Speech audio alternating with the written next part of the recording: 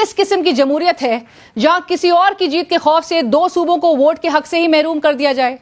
یہ کس قسم کی جمہوریت ہے جہاں سیاسی میدان میں مقابلے کے بجائے سیاسی جماعت پر ہی پابندی لگانے کے منصوبے بنائے جا رہے ہو؟ یہ کس قسم کی جمہوریت ہے جہاں سیاسی فائدے کے لیے ترقیاتی فنڈز تو موجود ہو لیکن انتخابات کے انعقاد کے لیے معاشی بحران آڑے آ جائے؟ یہ کس قسم کی جمہوریت ہے جہاں وزراء کی سیکیورٹی کے لیے تو فورسز موجود ہوں لیکن صرف انتخابات کے لیے دستیاب نہ ہو؟ یہ کیسی جمہوریت ہے جہاں حکمران اتحاد جلسے کر رہا ہو اور اپوزیشن کی باری دفعہ 144 نافذ کر دی جائے؟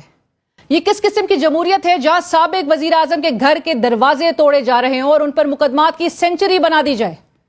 یہ کیسی جمہوریت ہے جہاں 13 جماعتیں شکست کے خوف سے سیاسی مخالف کو کچلنے کا پروگرام بنا رہی ہوں؟